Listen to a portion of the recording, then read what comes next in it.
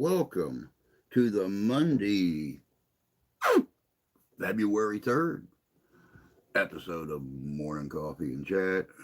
Kind of live, I guess. Man, I'll tell you what, every single year that bloody groundhog comes out and starts his crap. 6 more weeks of winter.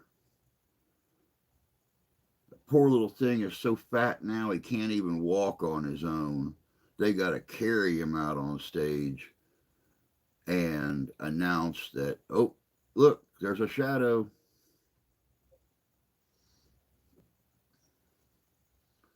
I'm telling you what, a good Walther, 250 yards.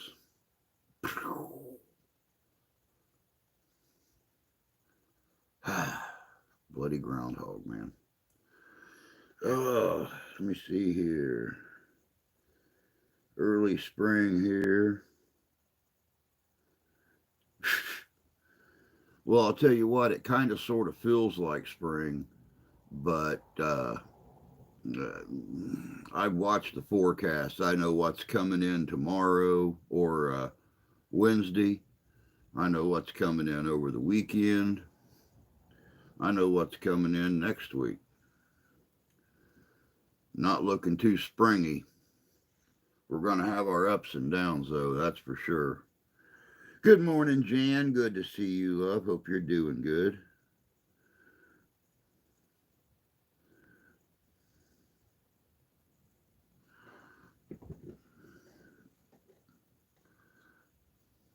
The weather is not too springy. Needs to warm up, y'all. Santee still has to wear a long sleeve shirt when he goes out.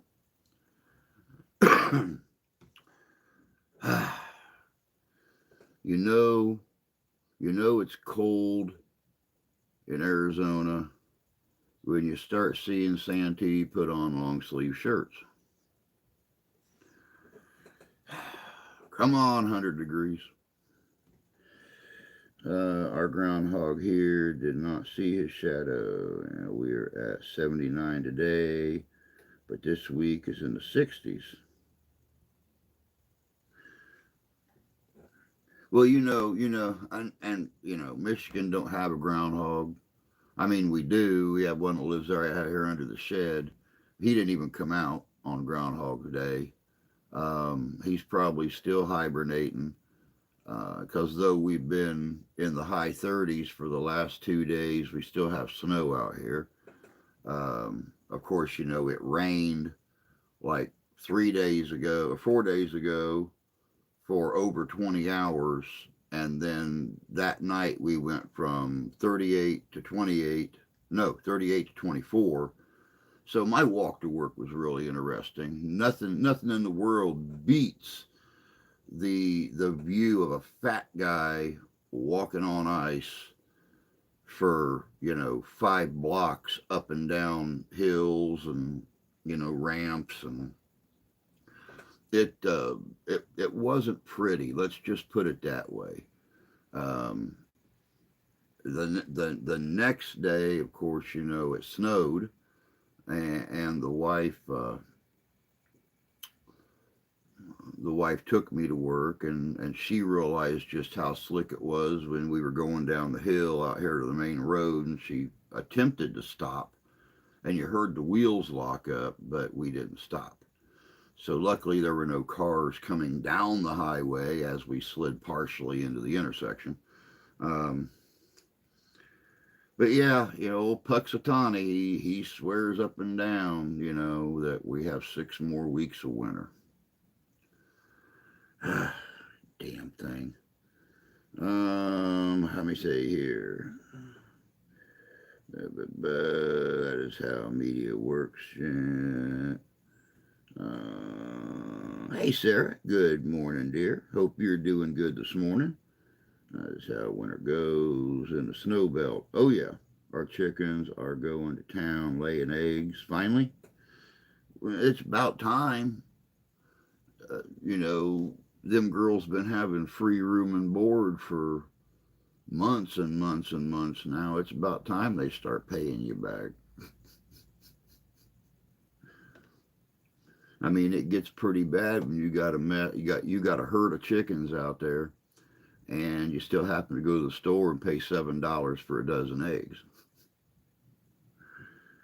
Oh, I wish the wife would let me have chickens. We'd save so much money with the eggs we eat and bake with and cook with. And nothing beats a good egg sandwich in the morning. But when you're paying like $1.50 per egg, I think it's about time to start buying them powdered eggs, like they use in the military, or buying the liquid eggs in a milk carton.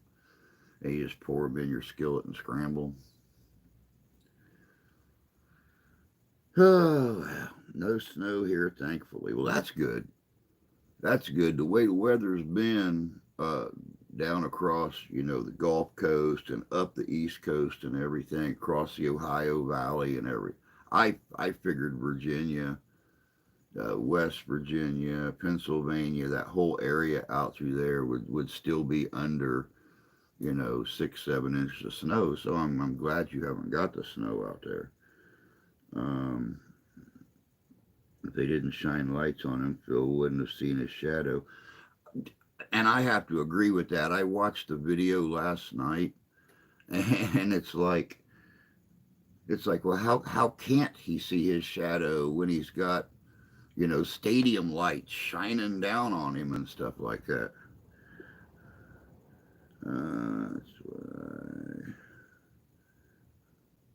Um, you can make some money. Oh yeah, definitely. That's what I charge for a dozen eggs. There ain't a lot of snow left here. If a person owns meat chickens, get the best of both worlds. It's going to be almost 60 today, thanks to 50, 60 Fahrenheit weather for a few days.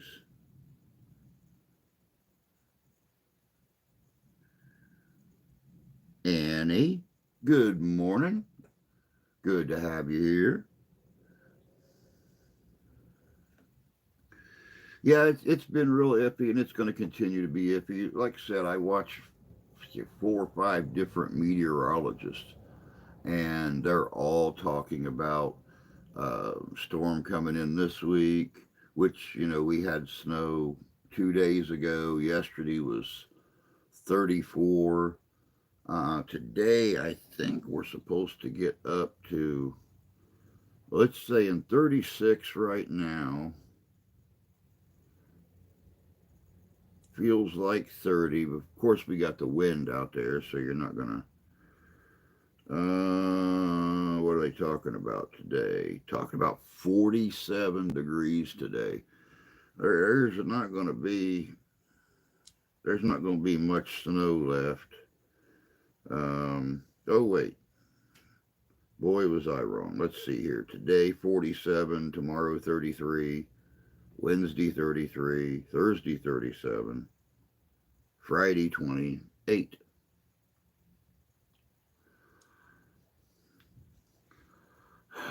Like riding on a roller coaster around here, y'all. There's more ups and downs than.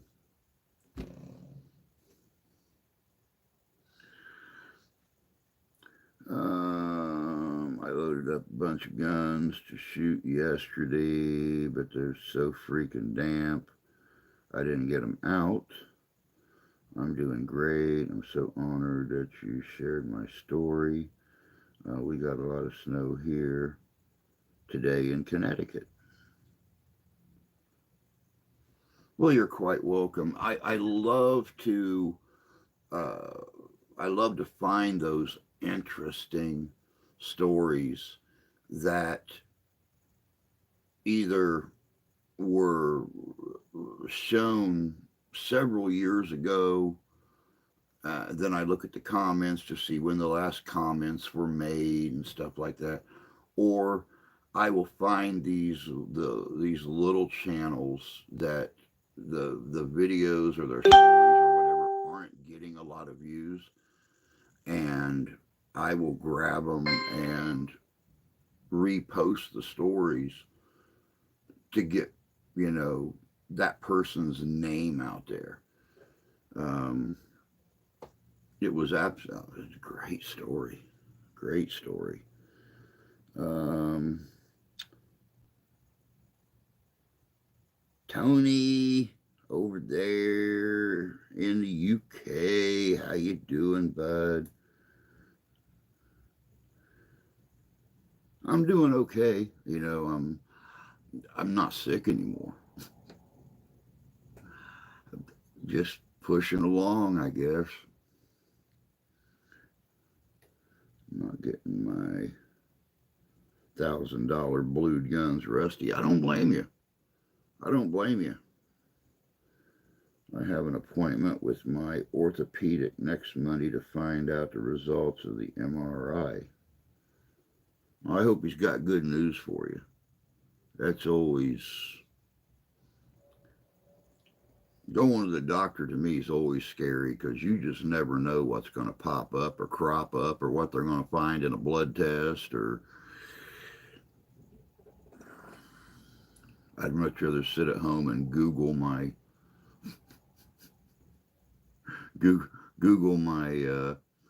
ailments and find out what Google says. You know how long I have left to live, and you know.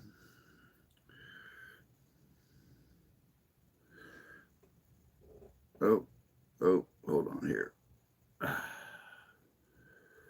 older I get, the less I like weather that ain't 75 and sunny. I still enjoy wintertime. You know, it makes, you know, walking to and from work a little iffy at times, but I get a lot of enjoyment out of being outside. Saturday was our ice fishing tournament down here at the lake, and you know, 5:30 in the morning when I went to work, there was probably already 20 cars parked. I mean, they were even parked out on the boardwalk, so they could just walk right down onto the beach and stroll out across the ice. But we had cars in the restaurant parking lot down here at the Twirl. We had cars parked up the hill, you know, that we slid down the other day. There was cars parked halfway through town, and people just walked and carried their shanties or carried their ice fishing equipment. Or yeah, it was. But you know, everybody comes out for that. There's like $1,500 in cash prizes um, for that ice fishing tournament. So we get them from all over the place to come out to that one. Let me see here. I will take 50 at night. I will take any day. I don't care if it's 20 degrees outside. You know, I do care that the wife has to have the window open about, you know, yay far and the fan on and everything. So, you know, whether it's 50 degrees outside or 20 degrees outside, I'm in there with a hoodie on and a sweater and my hood pulled up. Sometimes I got my stocking cap on.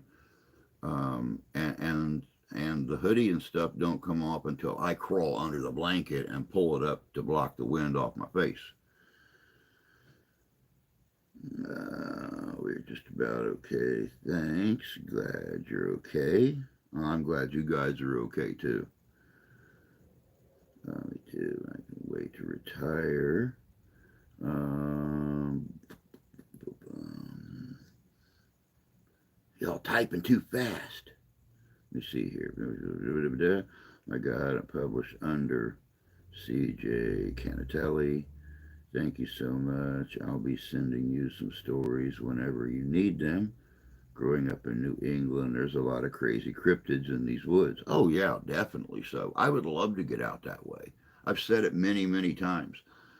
You know, I'm still trying to get an expedition together that's got the cojones to want to go camping in October up in our Manistee State Forest, where a lot of the dogman and Sasquatch sightings are from the beginning of October or the middle of September to the middle of November, and then they just kind of vanish till the next year. I haven't found a group yet that's got the cojones to go out there in the state forest. It's a very heavy forest. There's a lot of hills and sheer rock faces going down to the Manistee River and stuff like that. So, and a lot of the people that live around the state forest have reported seeing and hearing stuff out there for years, but only during that 2 month span.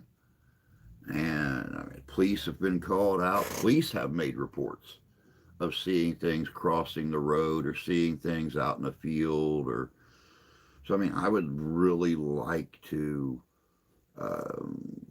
do that place, but I would also love to come out to New England. The wife's dad lives in Maine. He wants us to come up there. Um, you want in one hand poopy caca in the other when you don't have any money to do it. So,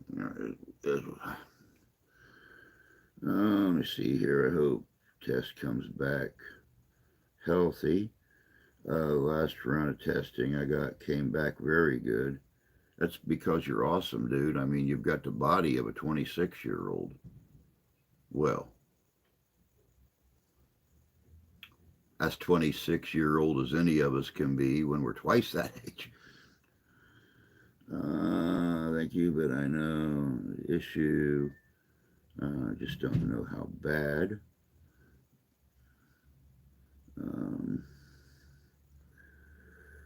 The doc says I'm in way better shape than I should be at this age, not to mention previous health issues. Lucky living near a beach. I would love that. It's not really a beach. I mean, come on. It's like what, 25, 30 yards long, maybe only 25 or 30 feet from the boardwalk to the edge of the water. I mean, it's on a lake.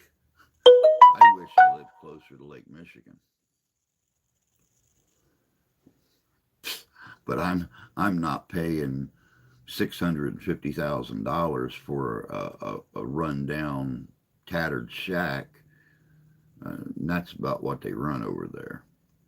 I mean, places this size, which I mean, this is a modular home, y'all. It's what, 25 feet wide by 65 feet long, and this would cost $500,000 over on the lake.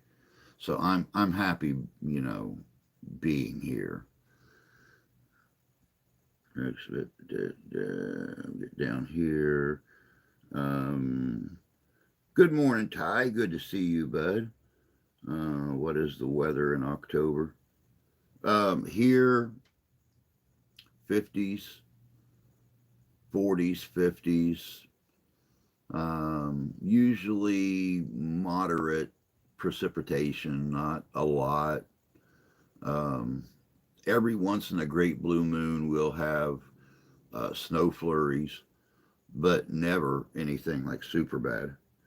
The elderly couple who lives down the road told me to stay away from Red Bridge in Meridian because of the melon heads.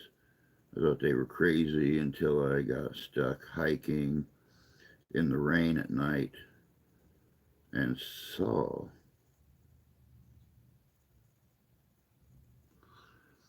We have melon heads here in Michigan too. Well, we have stories of melon heads here in Michigan. But another great hunt. But they have a tendency of wanting to like eat you. So once again, finding the cojones, or the people with the cojones to go out there and hunt and film.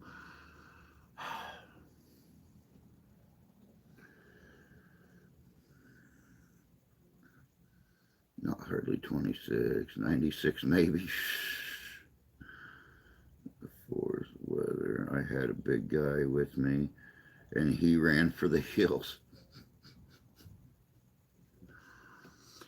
All the paranormal stuff I do, walking. You got to understand where I live at. This is not a city. Here in Michigan, they refer to this as a village. All of our business district, everything is less than a mile by a mile. And we have one stoplight here in town. Um, we're a teeny tiny village in a rural setting is what we are.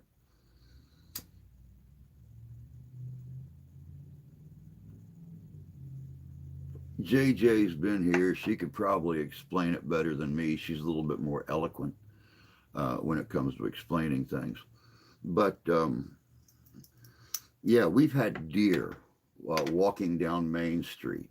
We've had foxes walking down Main Street. We've had deer grazing in our grocery store parking lot along the edges and stuff like that. There have been bear sighted within a mile of town, um, which for some reason their territory is expanding. Bear usually come from central and northern Michigan, but we've had well, the wife just seen one here a couple years ago going to work, running across the field less than a mile outside of town. So we've had bald eagles here in town. Uh, now, let me see here. It was 66 years since Buddy Holly's crash. Has it been 66 years? Wow.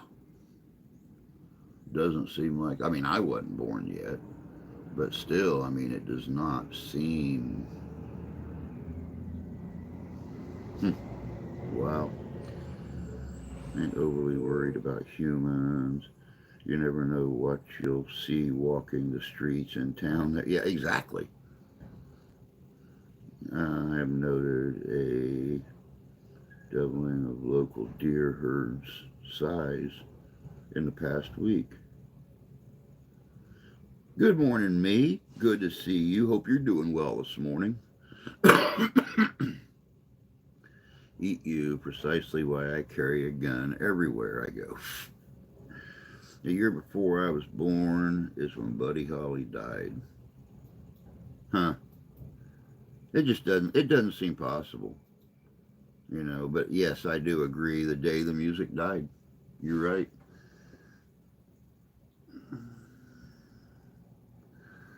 Oh.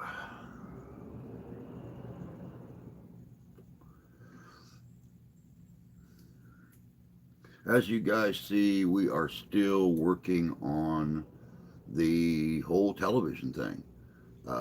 Not just with the paranormal, but with the cryptids, with the urban legends, with the folklore.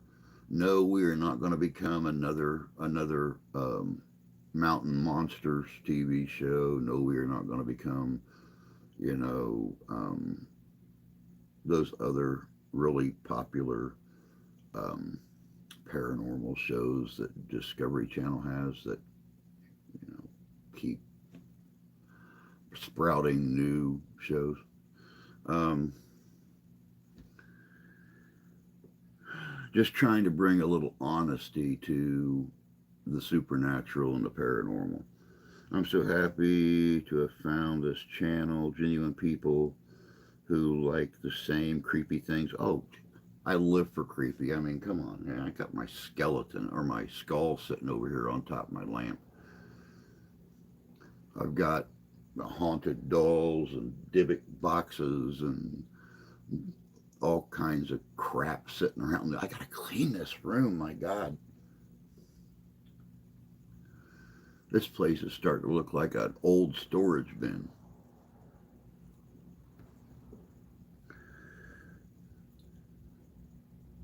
With a Saturday night with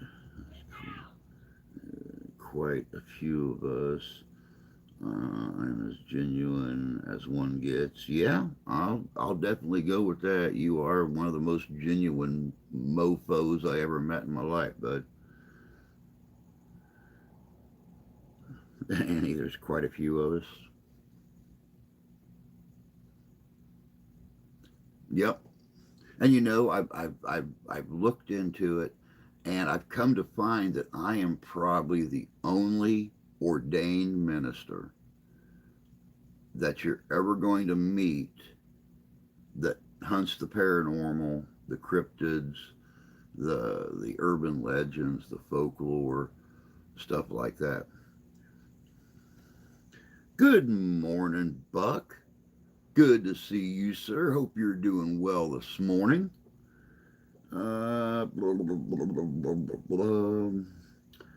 Manly cell being, mainly call it being asked.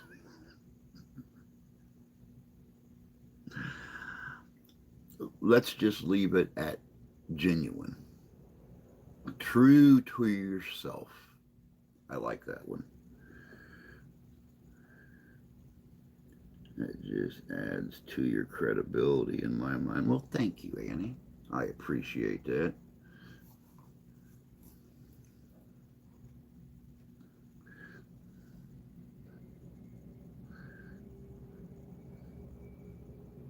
I got I got contacted the other day.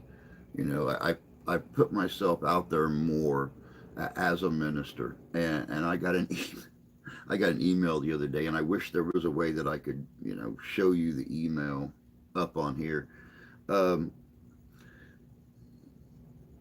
big enough you could read it. It was a long email, but they had heard about me through friends of ours that I had performed a wedding for previously, and they were told about my uniqueness in my ceremony, um, how I have no problem doing multiple religions or multiple ceremony types and stuff like that. They wanted me to come to Colorado to do a French Jesuit ceremony. When I told them what I would have to charge them to travel to Colorado, of course, they were going to put me up in a hotel for, 2.5 days. Um, but I had to fly out or take a bus out and fly or take a bus back home. When I told them what I was going to have to charge, they figured they would probably try to find somebody out there that's willing to put on, the wide brim black hat and the white collar and the black robe. Yeah. Most ministerial types believe in souls as opposed to the specter thing. Yeah. You'll have a great day. I'm off to work. Take care. You too, Anna. You take care of yourself. Come back, see us again. Once you've been here once, you're family now. So you come back and hang out with us again. Breno wants me to come out of retirement. By any I want you to come out of retirement, Ty. You know, you've invested so much time and so much money into your gear, your persona, stuff like that. It's silly just because you have, just because you get um, I'm just going to say it. I'm just going to say it. Just because somebody serves you a heaping, helping of shit pie, is no reason to stop doing something that you love. Now, I mean, if it was your health, if you was an old man, I'm almost twice your age, bud, and I will not pass up.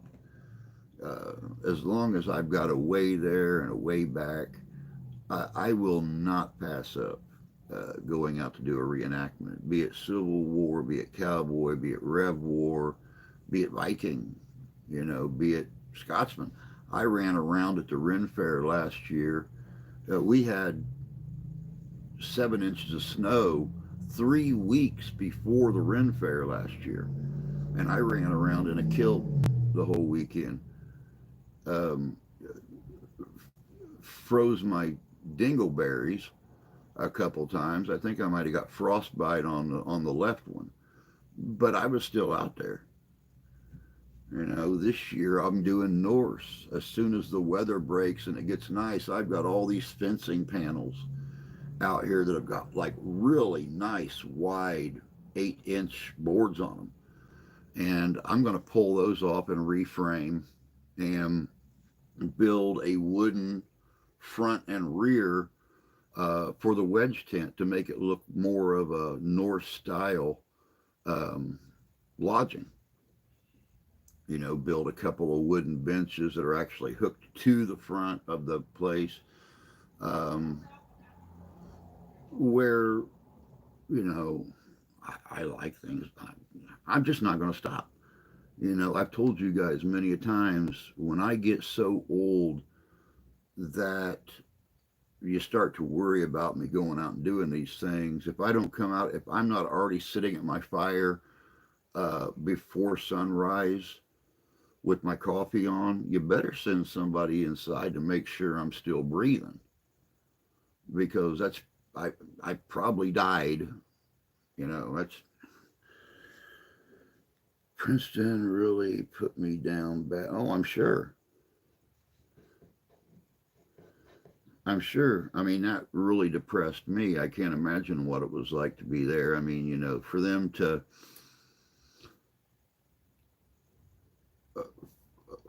to use Annie Oakley um, as a holiday and a city festival and stuff like that, but don't want to do anything for the town to highlight her. It just makes no sense. I mean, I've been told for years you can't make money unless you spend money. You have to do something to draw the people in to spend money. And with the town and the council and stuff not wanting to spend any money to build the museum or build the cabin or whatever, don't want to remunerate you for the time and the involvement and the gathering of the materials to go in it and stuff. It makes no sense. Let's see. Yeah. Took the grandkids Chinese buffet yesterday. Tossed off 106.66. Wow, wow. Haven't been to a Chinese buffet in a long time. Haven't been anywhere in a long time.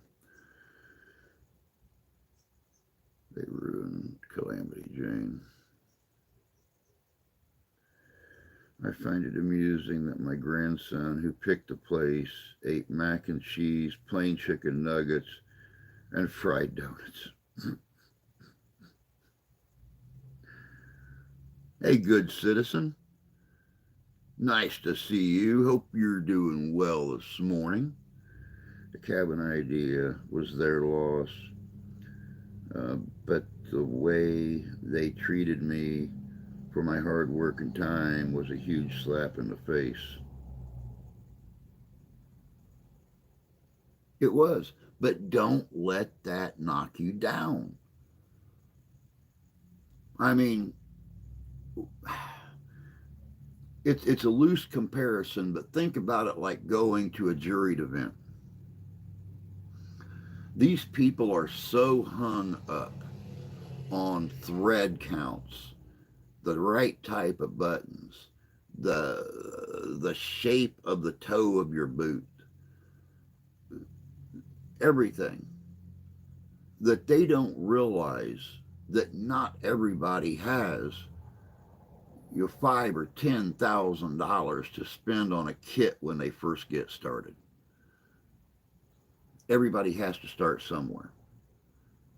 And if you go out there and you start to do it, you come to find out that a lot of people have got an extra shirt or an extra pair of breeches or an extra coat that you can put on and wear for the weekend.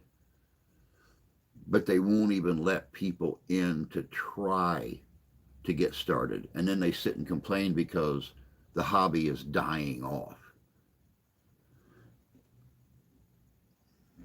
You know, these people make money from Calamity Jane days, but they don't want to invest any money to make it possible to bring in money year around and not just that weekend. So it's their loss. It's their loss. They can bitch and moan and whine all they want to. You put forth the effort. They turned it down. Their loss.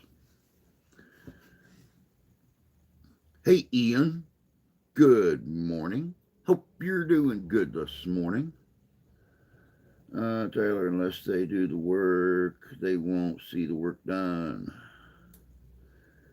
And that, my friend, is pretty much human nature. I got away from Living History Crap because all I saw was people trying to make money. Oh, yeah. I mean, you sit and think about it. You have a camper come in, and they're going to charge $10, $15 setup fee for a camper to come in. All that camper's going to do is demonstrate and, march around, maybe shoot a gun, something like that. You have these huge marquee vendors come in and they charge anywhere between $75 and $200 for the weekend. Well, if you have 8 or 10 of these vendors come in, and then you have 10 or 15 of the smaller vendors come in, they're going to make $50 or $75 off of. They're making a buttload of money before they get their percentage from the weekend sales. You guys remember here a few years ago, I was going to do one of the big Michigan events up north. If I remember right, it was Black Rock. And I was going to go in as a sword vendor. Well, I was going to have to front the money to buy my products to take them up there. So, I was going to spend $400 or $500 or $600 on knives and swords. I was going to go up there. They were going to charge me. It was a 2-weekend event. They were going to charge me $300 a weekend, and then guaranteed I'd make that $600 back because they wanted it all up front. Before the event even began, they wanted me to just send them $600. And they guaranteed that you'd make that $600 back the first day of the first weekend. And I talked to people that told me that a lot of times they didn't sell a damn thing the whole weekend. What the hell? $600 per vendor or $300 per vendor per weekend for 2 weekends. You don't think they didn't make up some money? And then they turned around, they didn't pay their performers, they didn't pay the demonstrators, they didn't pay their actors. The only people that got paid right off the bat was their security people and the guy that ran the event, but he disappeared with 15 grand or something like that. They're still looking for him.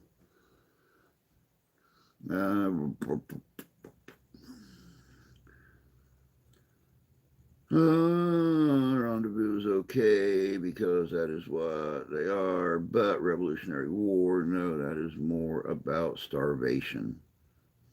Good point. When we did the display, we would not take money. We weren't asked for a fee either. We got offered money a few times. I've got offered money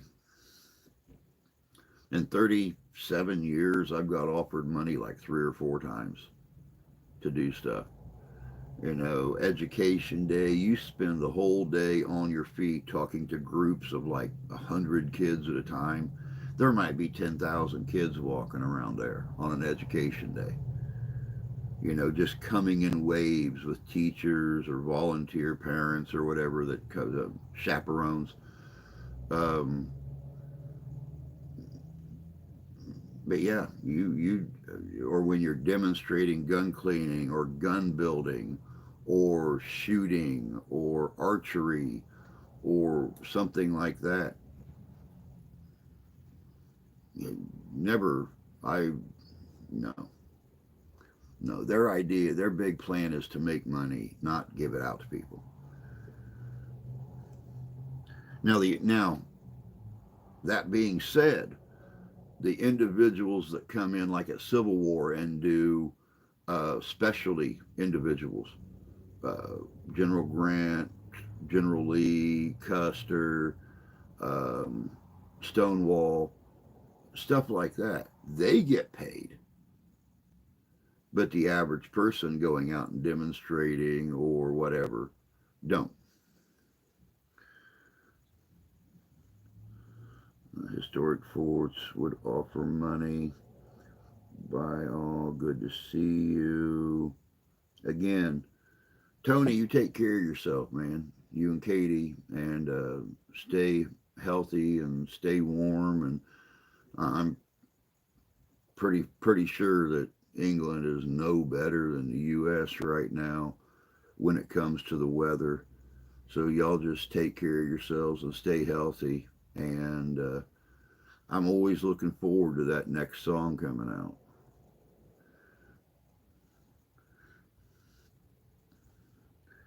Fort Creve, Fort Dodge, Iowa, come to mind. Take care.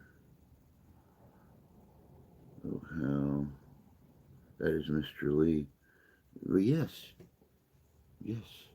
Tony and Katie Lee.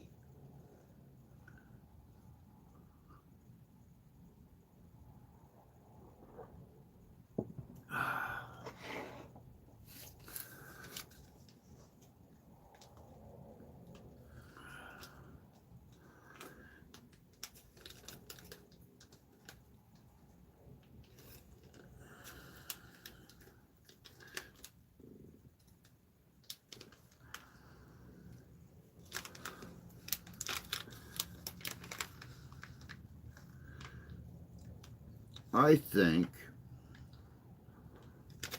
I am going to try to find corporate sponsorship.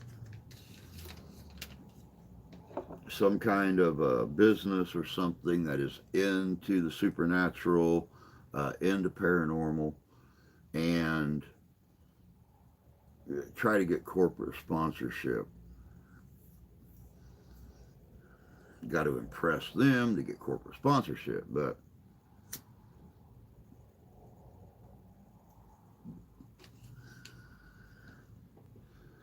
it really irked me that vendors would have plastic trinkets. Just, oh, dude, you're telling me there is nothing in the world as pissy as going to an event. And I've seen this many times.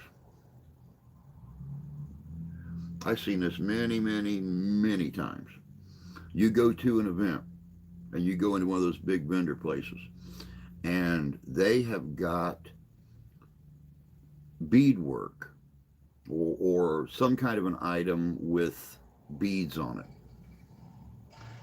And it's labeled Native American artwork or Native American whatever, Native American craft work. And it's got plastic beads on it. A lot of places switched it over where you had to say native style craft work. You couldn't say Native American craft work anymore because, well, they don't typically use plastic beads and, you know, stuff like that. It was meant for kids, but still, oh, yeah, I know. But, what kid is going to, spend 30 or $40 on an item to hang on their bedroom wall? I mean, most kids I've seen at those events may have $20 max in their pocket, and that's to buy something and eat on. Uh, and by the time you buy food there, you get done walking around with your chili dog or your corn dog or your burger, and your fries and your drink. You've done already spent 15 of your 20. Thank God for all those bamboo flutes and a bunch of authentic Indian flute made out of bamboo with a red stripe around the end of it.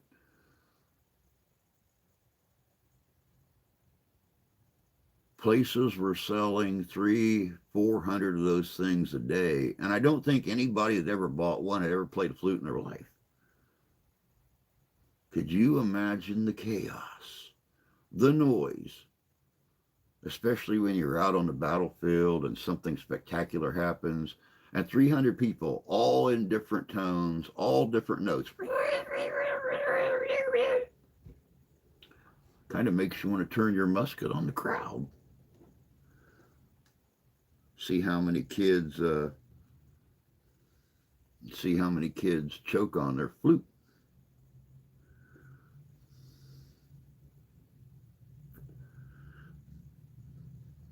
Native Americans could do plastic, but not in 1830 exactly. With trade in the old days, bamboo wouldn't be completely out of the realm of possibility. No, you're absolutely right. You're absolutely right. But to be marked as authentic native flute, no, they not around here. They didn't use bamboo for much. So, and I don't remember. I mean, I hate to pull this one out of all the films that have been made, but I don't recall seeing a single bamboo flute in Last of the Mohicans or The Patriot or Black Robe, Son of the Morning Star, Gettysburg. But maybe I just wasn't watching. I don't watch them to critique them. I watch them because I'm in the mood to laugh.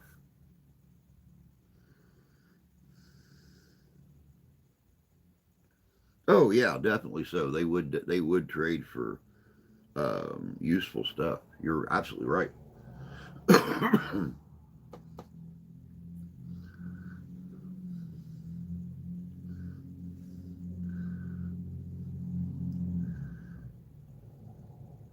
Oh, what a day! What a day! Like I said, I got to clean this place up. I've spent the whole winter, not going out and doing investigations and stuff like that. I've got a clear path going from the door to my desk. Um, so, nothing got hung back up, which I couldn't get to the rack to hang things up. In my defense, not out of laziness, just the fact I have a huge table sitting there that my tripod sits on so I can film on the green screen. I've got to take the tripod down. I have to move the table. I've got to go through my storage boxes to be able to get to the rack to get a hanger to hang stuff back up.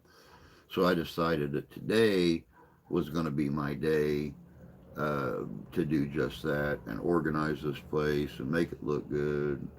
Get rid of this big monitor back here that I can't use with this computer.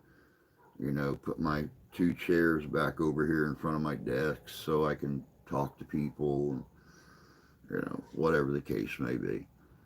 It was a good thing I did that newspaper interview, what was it, 5 or 6 years ago, instead of trying to do it now, because there would be no place for the reporter to sit.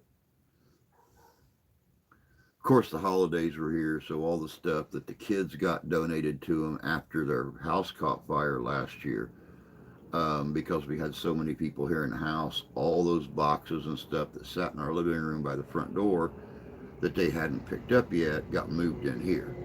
That's why you've not seen any green screen work lately, because I have a microwave oven sitting in my chair. I've got boxes all around my burgundy chair on the green screen. And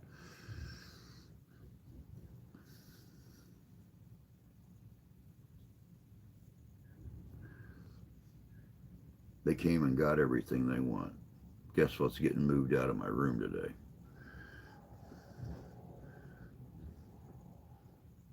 I'm not claiming that bamboo flutes existed in that realm, just possibilities. Of course.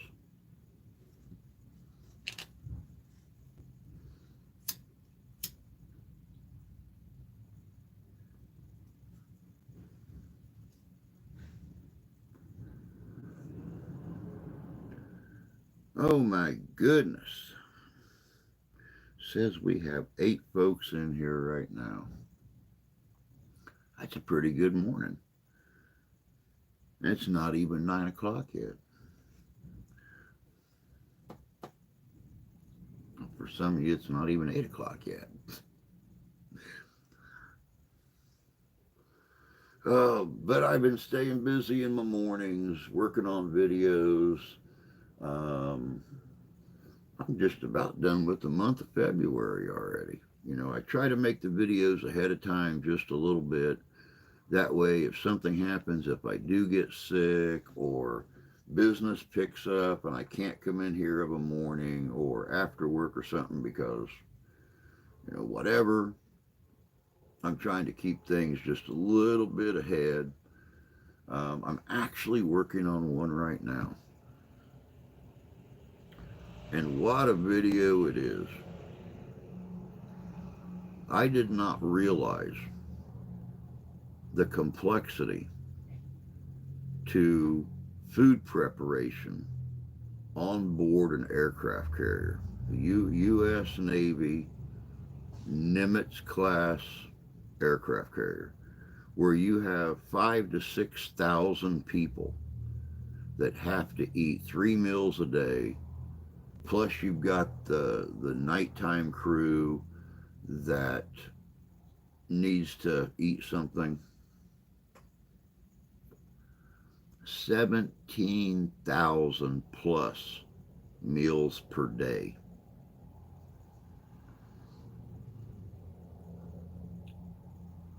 This video is going to be interesting. Of course, I'll put my own little twist on it, and make it as fun as it could be. But still, how do you make? And I thought Dinner Rush was bad. When you got 100 or 110 people that you need to prepare food for, but 17,000, 5,000 to 5,500, even up to 6,000 meals per mealtime.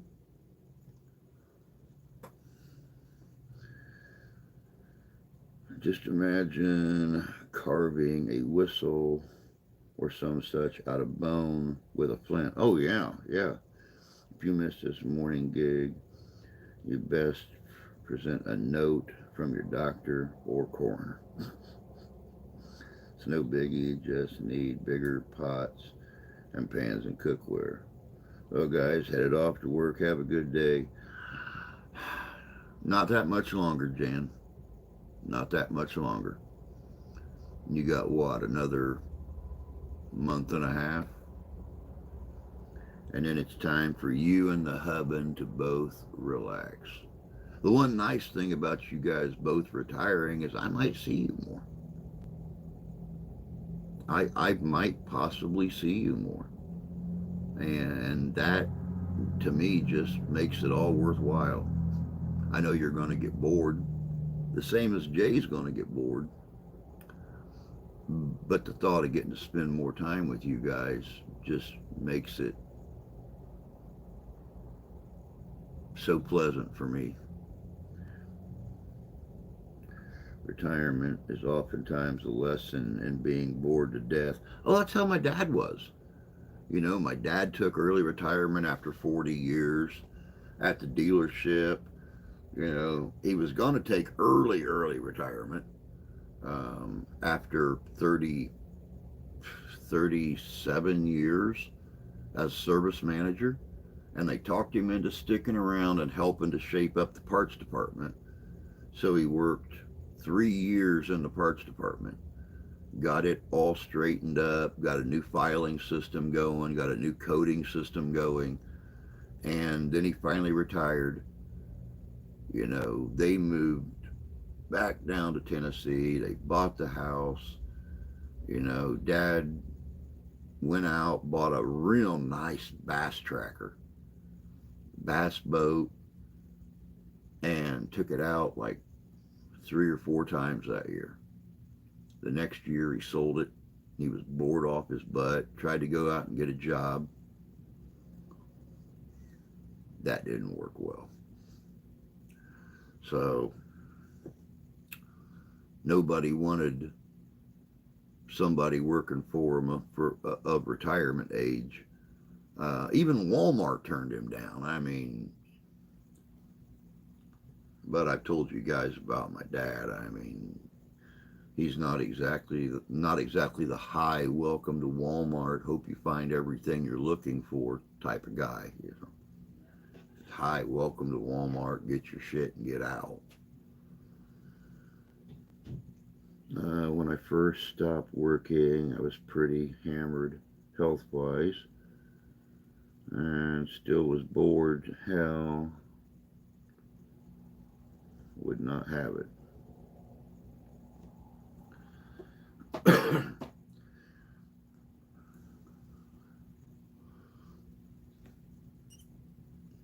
You know, would my dad would probably be that guy standing there at the sliding doors at Walmart that would look at the woman coming in with the two screaming kids and say something like, "Oh, what lovely little children you have there. Are they twins? They're 5 years apart, you idiot, and they look nothing alike. What makes you think they could be twins?" I just can't imagine somebody sleeping with your ugly ass more than once.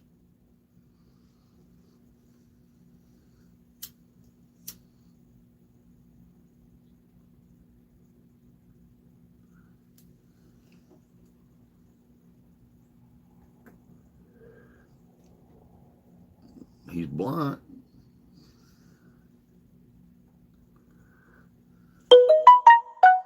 Yeah, I kind of like my old man telling my wife, you know, how could you stand to sleep with a guy that looks like he could be your grandpa? I'm like, shut up, you old bastard. just shut up. You ain't no purtier. I mean, your belly's sticking out so far now, I'm surprised you ain't seen your weenie in 4, 5, 6 years.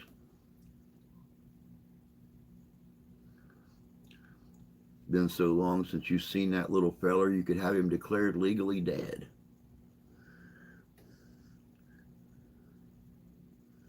That's what darkness is for.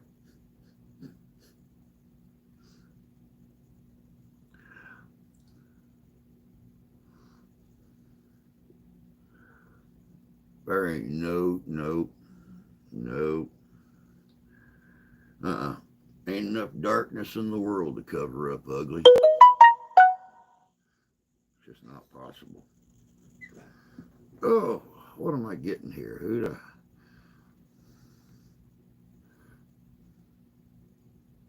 Sarah Cruz commented on her post.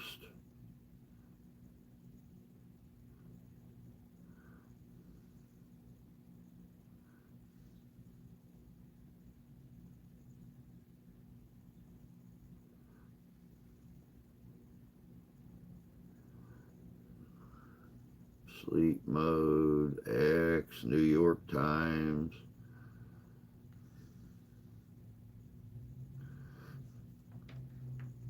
I don't know if you guys are subscribed to Sarah's channel, but between her beautiful face and those two amazing kids, they managed to put out some funny, cute stuff. I think I got like 4 or 5 notifications last night total of little video shorts that they put out. And I just sit back and laugh. Can't listen to them all that well because, I'm in the room with the wife and she's trying to watch TV and she threatens to beat me to death with my phone because she can't hear the TV over my phone because I'm old and need it cranked up all the way to be able to hear it. But I sit and I watch these videos and all I can do is just smile at how they all do stuff together like that. It is so bloody cute.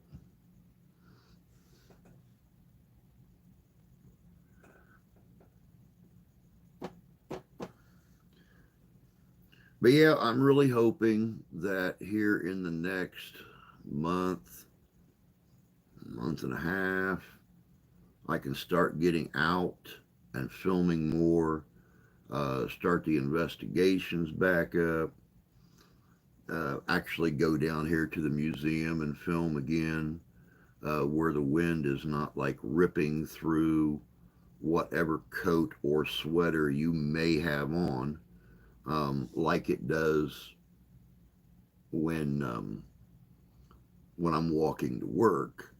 When we have a 30-mile-an-hour wind and it's you know 15 degrees outside and it feels like somebody is sliding ice cubes down the sleeves of your coat while you're trying to walk. Yeah, not to mention the fact, you just can't bloody hear me out there with even with a microphone because the wind is blowing right into the microphone. So, hopefully here real soon we'll be able to start getting out and doing more. That way y'all don't got to keep looking at the same background on the videos.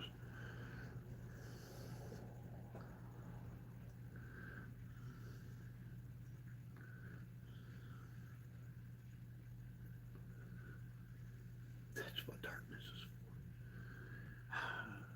They used to say that's what a plastic bag was for, but I was afraid the plastic bag was going to blow off, and they didn't like the idea of me putting a rubber band or a bungee cord or something around the opening to, pin it. It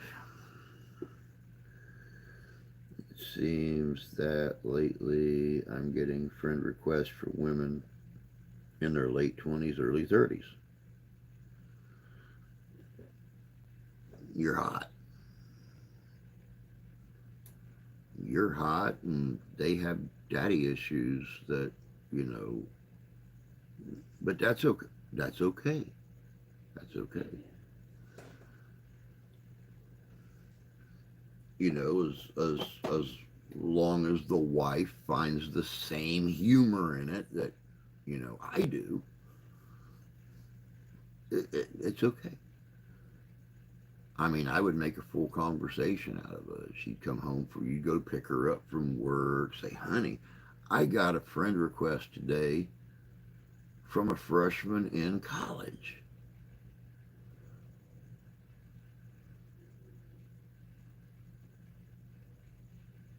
And hopefully, she comes back with, "That's because, honey, you're hot." Not, "I hope you turn that bitch down." I ain't interested in that sort of thing.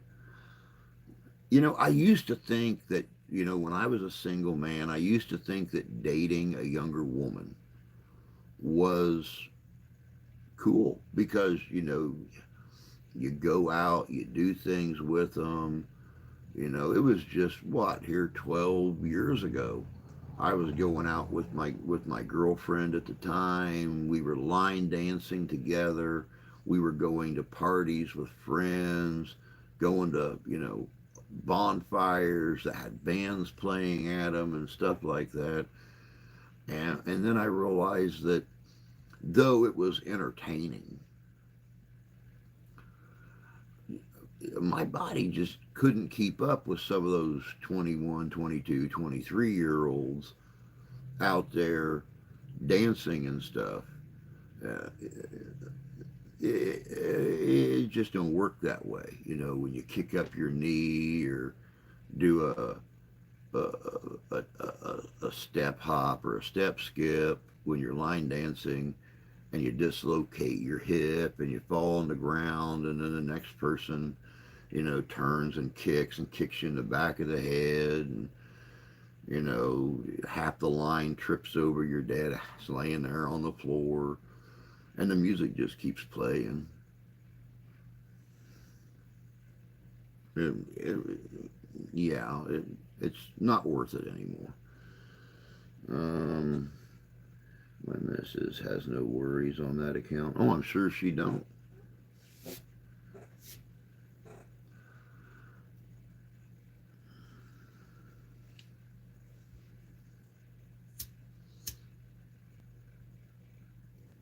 I mean, don't get me wrong. I enjoy going out and dancing and stuff. The wife and I actually went to her uncle's birthday party on Saturday night, and it was fun. They just recently started remodeling their garage. They had a real nice 55-inch TV sitting out there. They had the computer hooked up to the amplifier and had these amazing speakers mounted in the corner and LEDs going around the the crown molding on the walls and stuff. And I mean, it was really cool. I think we had like 14, 15, 16 people out there in this little garage. And I mean, they're turning it into his man cave. And the one thing I like about her dad's family is they are completely redneck. We sat around for like 3 hours and done nothing but eat sloppy joes and drink. And it was really, I want to know how they managed to get birthday party sponsorship from Old Smoky Moonshine. They had every type of moonshine, Old Smoky out there that I ever seen, and a few of them I've never seen before. You know, Dynamite Orange, what was it, Apple Pie, what was that other one? Something Razzleberry. Of course, they had my favorites, the orange dreamsicle and strawberries and cream and stuff like that. But my God, they must have pulled a Budweiser truck up to that place earlier in the day and unloaded the whole shipment of beer into his garage, plus all those bottles of moonshine, plus the 2 racks or the 2 shelves of bottles sitting up there by the refrigerator. Just about every kind of liquor you could possibly ever think of. It was quite interesting. The band played on. Never liked my whiskey flavored. I'll tell you what. You ever sat down with 20 mason jars of that old smoky and sampled each one, chances are there's probably going to be one or two of them in there that you find that you really, really favor.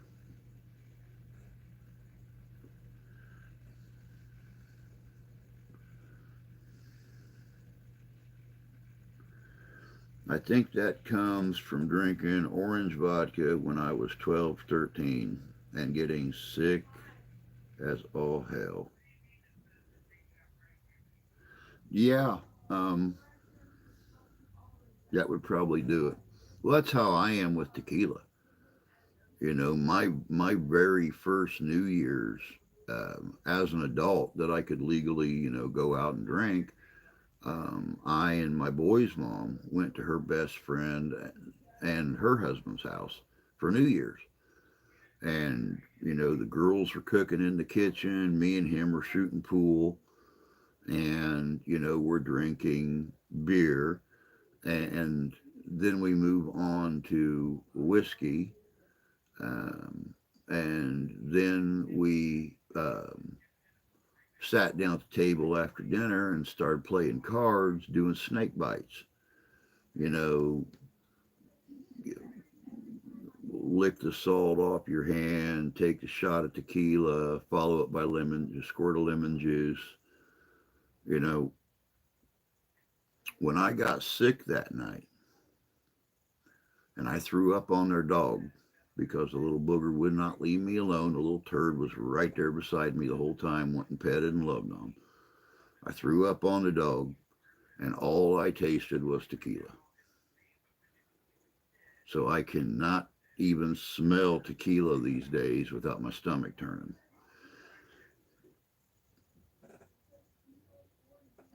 Nope, I don't go anywhere near Jose Cuervo anymore.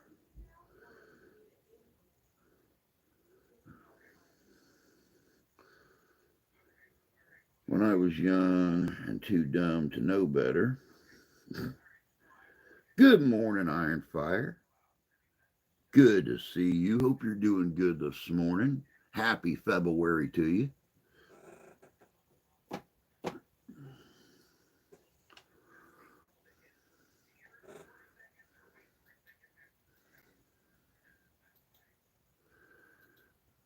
I cannot believe it's February already.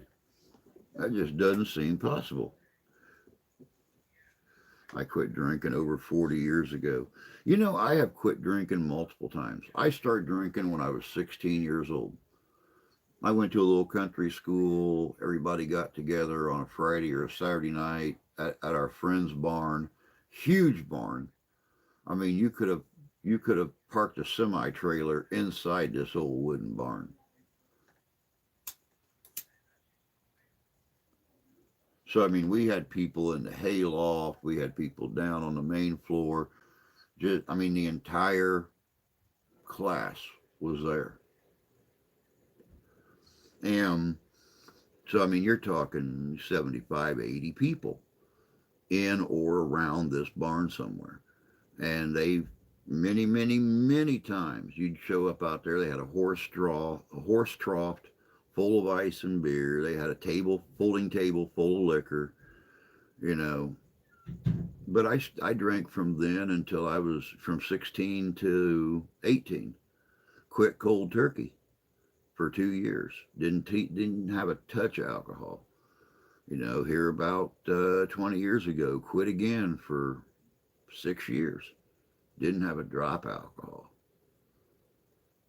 You know, and what here since the wife and I got married 9 years ago. I spent probably 2 years and I watched her drink, but I didn't. Oh, don't get me wrong. I had a beer on occasion or something like that. Like I'm the kind of guy I could buy a case of beer, and 6 months later you could come here and look in my fridge, and there's still a few cans of beer left in that case.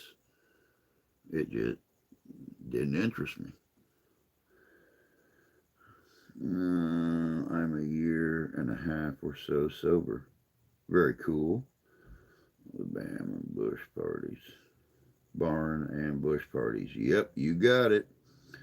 I was wild from 14 to 18. Oh boy, wild times. Oh, I'm sure. Anything like I was, they were wild times. I cut off drinking when I had kids. There was zero booze budget. I drank too much there for a while. Yeah, but you was fun, Sarah. You was always you're always fun when you're drinking. Not to mention you had some good stories.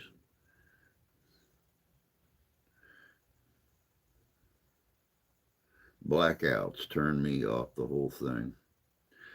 You know, I've never blacked out.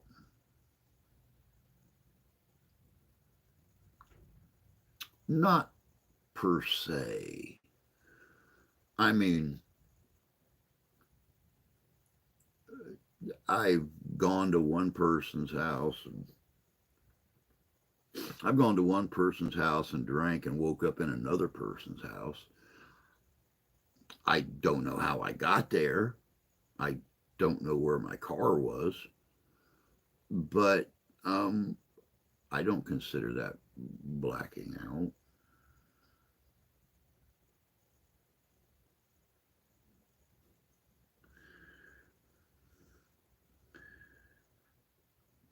I didn't have a problem with booze so much as I did not like the person I became when drunk. I have went to a dorm party and ended up in another state. Oh, that's funny. I've never wound up in another state. Well, I take that back. I think I was I think I was 16 years old and went down to Indianapolis with seniors, and we went down to a concert at the old Market Square Arena. And of course, you know, I was drinking arena beer along with everybody else, which, you know, back in the 80s, they'd sell it to you. They didn't care if you had an ID or not, they'd sell it to you. They didn't have cameras down there seeing who they were selling beer to, so they'd sell it to the seniors. Seniors would bring back cups to us, younger guys. But I remember they got kashnookered. They got smashed.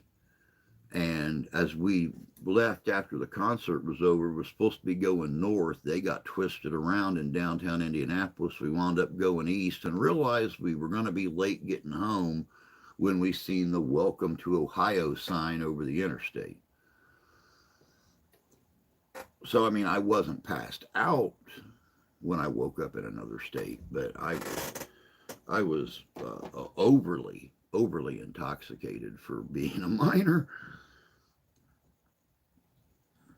Blacked out a lot in bed with two. Wait, what? There I go talking again and missing the interesting stuff. In bed with two sisters. I did that once, but I was sober.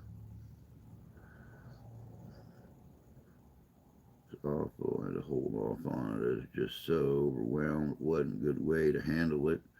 Completely clothed. I wasn't. Yes, I've seen that, Tony. I became happy and wild, almost too likable. Went through the portal. I used to become more chatty, but always friendly. But these days, I'm just fucking camping cage free. Good morning.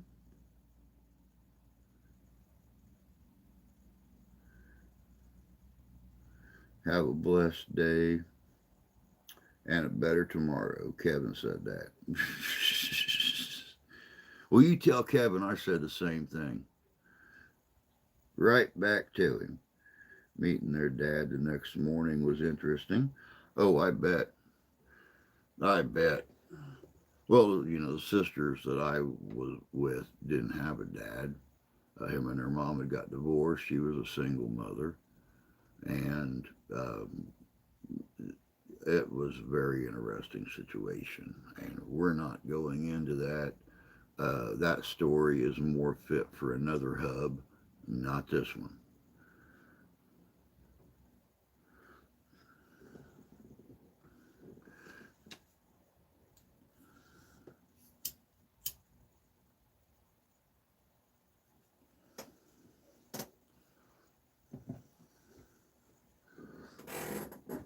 Oh, let's warm this up a little bit, y'all.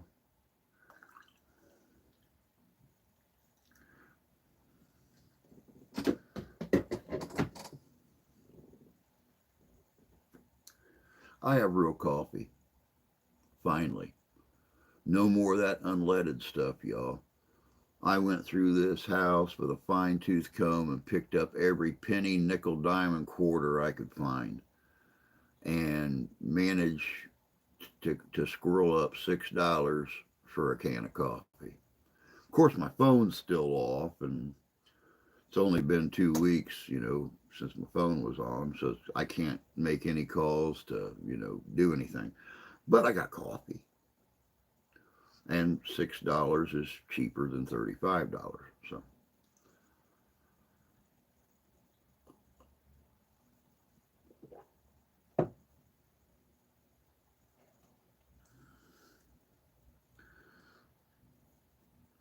is that considered?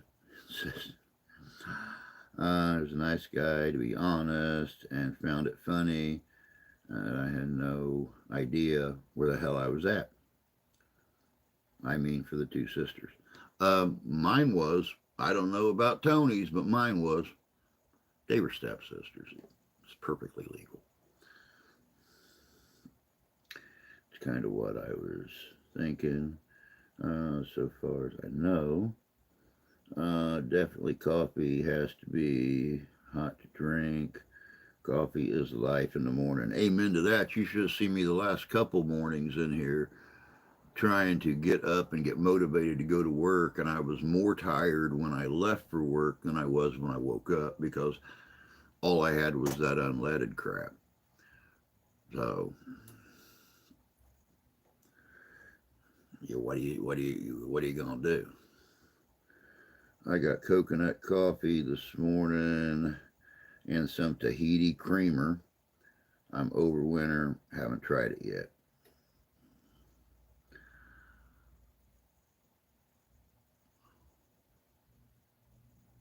If you're over winter, I would definitely be making some of that stuff up and trying it. Get yourself in that mood for summer. Sit back as you're drinking it, close your eyes, envision that ocean breeze blowing through your blonde hair, the sound of, palm trees blowing in the wind, the salt air hitting you in the face. You know, you close your eyes and use your imagination. You could be sitting on a beach in Nassau, Bahamas, drinking your Tahiti creamer or your coconut coffee with just a splash of Captain Morgan in it. Doctor told me decaffeinated would train my brain. She was wrong. I need caffeine. I absolutely agree. Your doctor needs to go um, a few weeks with decaffeinated coffee and see how grumpy she is when it's time to get dressed and leave for work. I can absolutely guarantee she would probably be a raging biatch. I know I was. She's the more I type,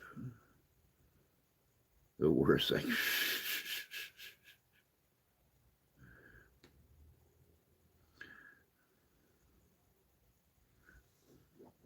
It's all right, Tony. You want to talk about bad typing? You should have seen me these mornings when it was 35 degrees, a torrential downpour of rain. Um, my arthritis got extremely crippling, especially when I had to walk home in the rain. from work that day because, well, there's nobody there to offer me a ride. By the time I got home, my arthritis in my knees and hips, my hands, my shoulders, that stuff was fired up. I was a pouty little mess laying in bed for a while.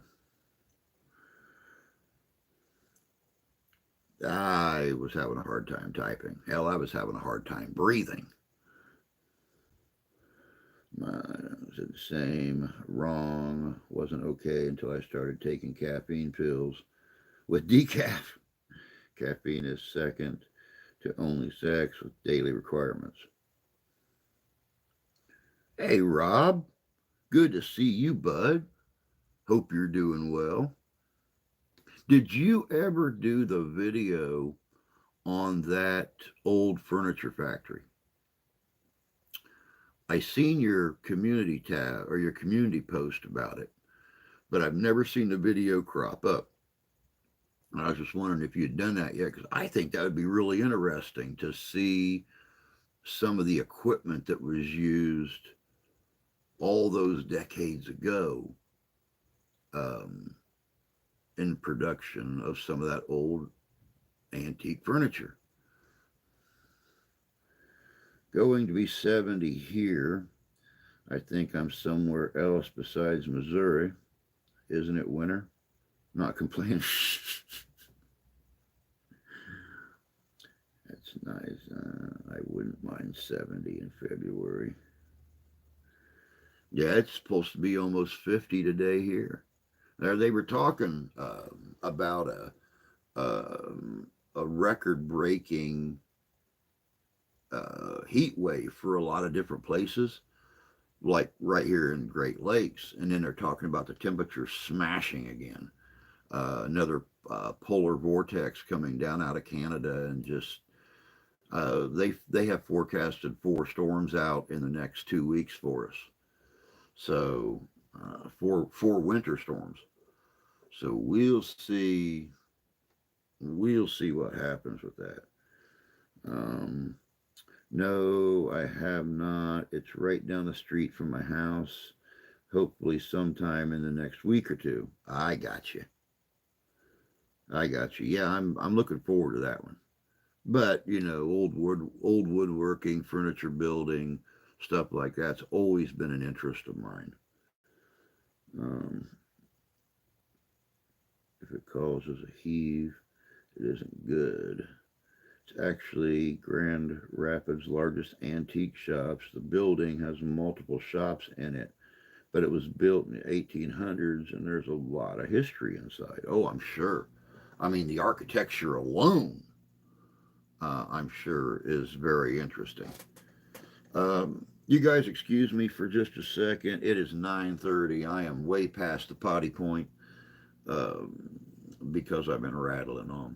So give me just a minute. I'm going to step outside here and pee on a cat or something, and or a tire. I don't know. But I'll be right back. Y'all just talks real nice amongst yourselves, and I'll be back in just a second. Oh, it sucks being an old man. I just need to have a catheter or something hooked up. Maybe duct tape a water hose to my.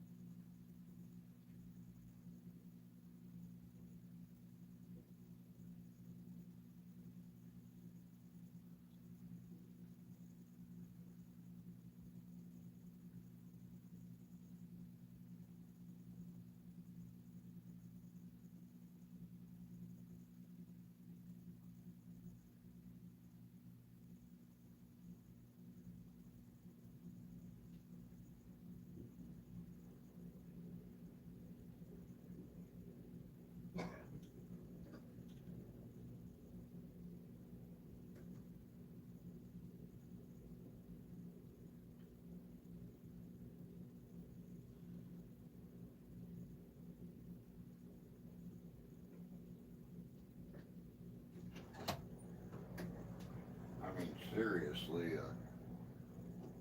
2 foot of water hose, a roll of duct tape, and an old metal bucket. I mean, it's cheaper than, I mean, I got all that. Oh, all right, we are back. Let me see here. See y'all have an appointment today. Have an appointment. Have a good day. You too, Sarah. You take care of yourself, honey, and we'll catch you later. I'll get a hold of you sometime soon so we can chat again. I got to talk to them kids about some of their video ideas. They're hilarious. Oh my God, especially the one the boy done yesterday. That was funny. Um, and wear a kilt, chamber pot. There you go. That's where the bucket comes in. I've been on this farm since 1971 and I have not seen 70 degrees in February, usually praying that it gets above freezing in the day. It's how we are, 50 degrees, 40, 47, 48 degrees in February is unheard of. So, but like I said, our 2025 weather for the springtime or winter and spring. Just wait. I bet in the middle of May when I do that Ren Fair that I do security for in Niles, Michigan, I will guarantee it's at least 75 degrees that weekend and we're out there sweating our cojones off. And you got guys running around in fur, multiple layers, armor, everything else. Y'all gonna be seeing me drinking a lot of bottles of my flavored water. My dollar or my Family Dollar flavored water. You just need a porta potty in that room. Shake it more than twice you're playing.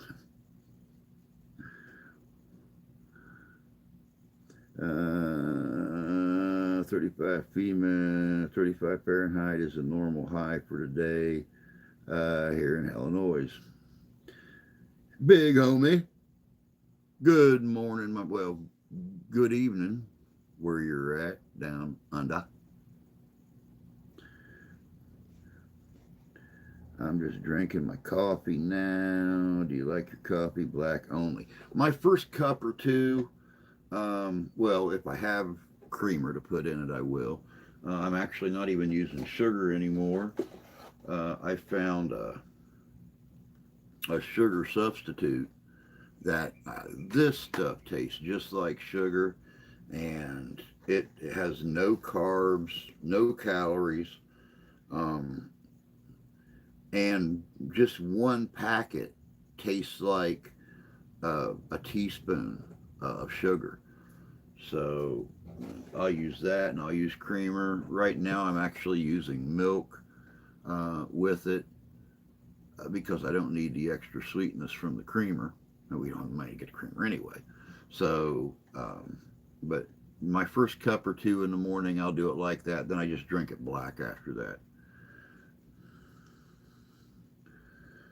It's supposed to be 65 today in Texas. Woo woo.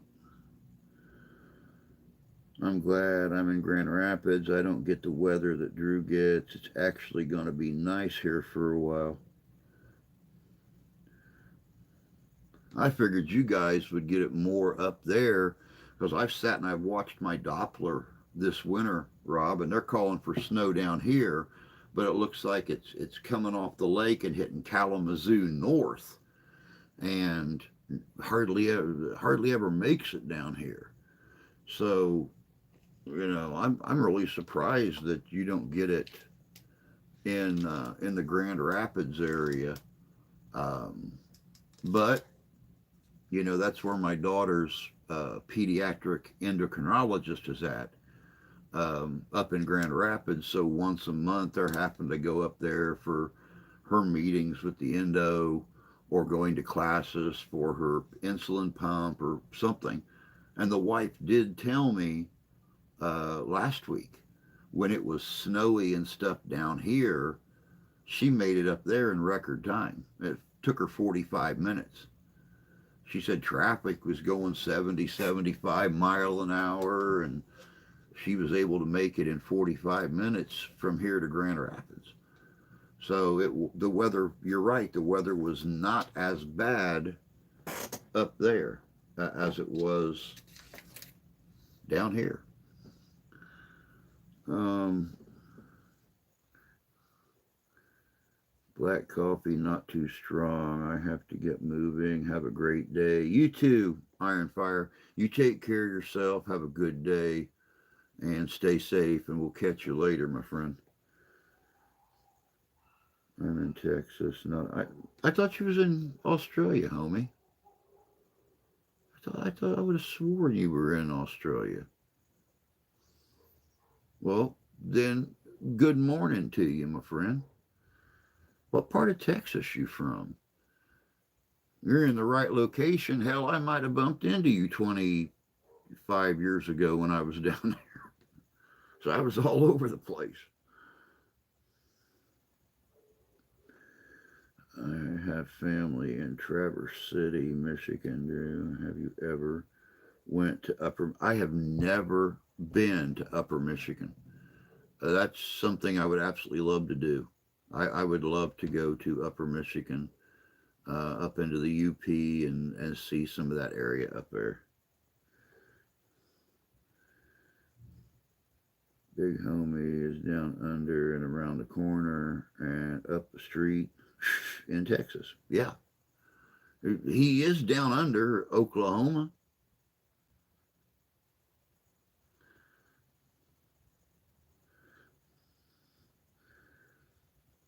I've done a few videos in Traverse City. I've actually been to Traverse City State Hospital, and the hippie free me and my wife is at Traverse City twice a year. Wow. Yeah, I've never been to Traverse City. I've not been to a lot of places around here because y'all know I can't drive because I'm, blind, legally blind. There's only about 15 or 20% sight left in my left eye. Right eye is completely gone. The pupil's actually starting to haze over now. Um, but I would love to see Traverse City and our state capital and parts of Detroit. We have followers up northwest of Detroit that have told me many, many a times, come up here. I've got, he has a farm and he supplies a lot of the fresh vegetables and stuff to some of the Italian restaurants and stuff in the Detroit area. He's told me come up, pick, bring stuff back home. You just can't afford that 8 hour round trip. Around Austin.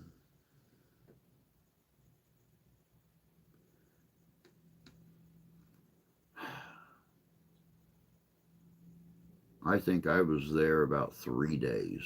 3 days out of 3 years I lived in Texas, I think I was in the Austin area. And that's it. I mean, the people I was riding with, uh, didn't want to sightsee. They didn't want a history check. They just wanted to party. Kind of upsetting. Traverse City is a nice area. I've been to Tulsa, Oklahoma.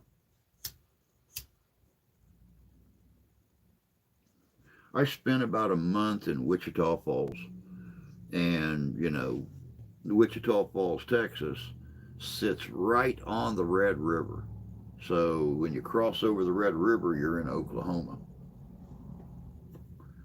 And the guy that I knew in Wichita Falls, took me up into Oklahoma to show me the uh, what was left of the town that was hit by that huge tornado, like, 5 years or 10 years before I was down there. And I mean, it's nothing but a field of foundations.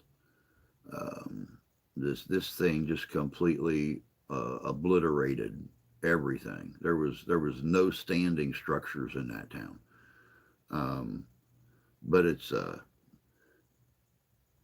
yeah, it was just unsightly. He knew I was very big into storm chasing and different storms and stuff like that.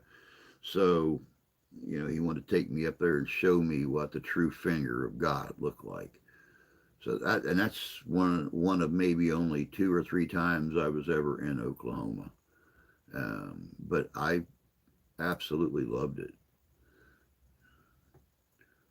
In the summer, spring time, I'm planning on doing some traveling, hopefully to head around the Bend, Illinois area to visit a couple of celebrity graves. I got a lot coming up. We still need to do that James Dean thing, bud. We talked about it, what, a year and a half ago, going down to Fairmount, Indiana, and doing the James Dean grave and the building he grew up in, the church he went to, um, his grave, the town or the house he grew up in, his church. That's all within a mile of Main Street heading towards Marion, Indiana. Downtown is only another mile south of that on the same road. Um, my aunt's house and my grandma and grandpa's house on Jefferson Street are just, what, 4 blocks from downtown. Fairmount, Indiana is a town much like Cassopolis, Michigan. It is a teeny tiny little speck on the map. So everything is pretty much within walking distance.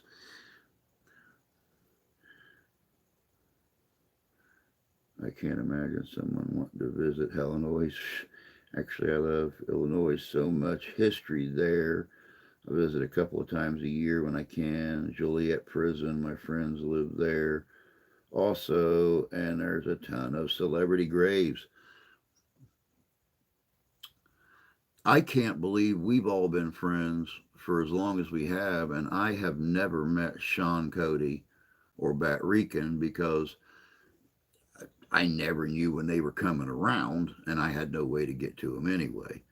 I would absolutely love to get, you know, Rob and, his cousin Lisa and Sean Cody and Bat Rican all here this summer to do an investigation together of one of our larger cemeteries. We've been there 2 or 3 times, but we've literally only investigated 1/20th of this cemetery. There's over 11,000 graves in this cemetery in Niles, Michigan. So definitely worth the time to go out and investigate. Drew, I went to Tahlequah, the capital of the Cherokee Nation. They have real life village and artifacts. It was cool. I should have made a video. Tahlequah is someplace I've always wanted to go and never had the chance to. I wanted to go when Wilma Mankiller was still the principal chief of the Cherokee Nation, the Western Cherokees. But she's not even the principal chief anymore. But she is somebody that I really wanted to interview and talk to her about, not only being the principal chief and trying to keep a lot of the tradition and the music and the language alive, but what it was like to be a woman principal chief in doing this when, historically speaking, uh, yeah, chiefs were not women. So, by trying to keep these traditions and stuff alive, she's basically trying to keep something alive that wouldn't have seen the day that she was what she was. So yeah, I wish I could have met the woman.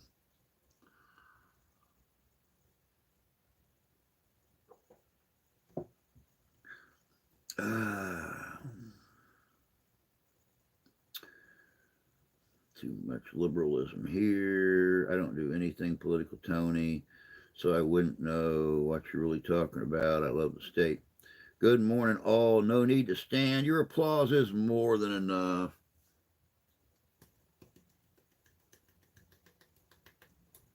Morning, dog. Good to see you, bud.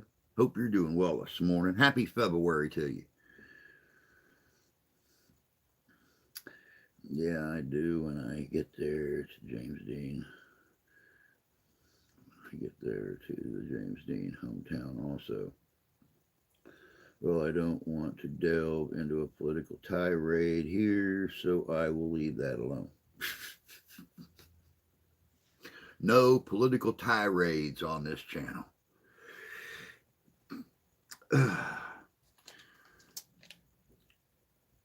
But political jokes, on the other hand, I have no problem with political jokes because between the Trump supporters who have been rounded up and shipped out of the country, or their spouses, or the Native Americans that are getting stopped on the highway by ICE roadblocks and being questioned about their citizenship. Native Americans. Native Americans from independent tribal governments that don't have United States Social Security cards or United States IDs. They have got tribal Social Security cards and tribal IDs, and they're being stopped by ICE agents and questioned about their, yeah, boy, did that ever bite somebody in the ass.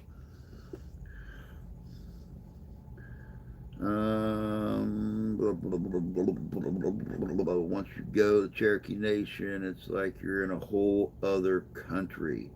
They have their own police. Oh, yeah, well, we have our own here. My wife works at the Potawatomi Casino, um, 15 miles away from here. And they have their own tribal police. They're a sovereign nation. They're not as bad as, like, some of the tribal nations here where they have their own passports to get in, on and off the reservation and stuff, because they're a sovereign nation within a nation. Um, but yeah, they've got their own tribal police, they've got their own tribal government, they've got their own tribal laws, and they do not follow respectfully all of the U.S. laws. They make their own laws. They have their own tribal courts. They have their own tribal everything there.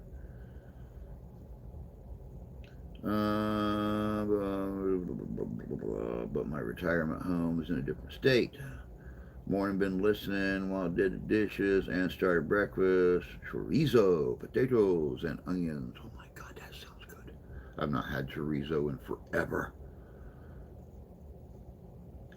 Hard to tell the difference. Just ask the movies. They use them all the time. Subtitles for Indians.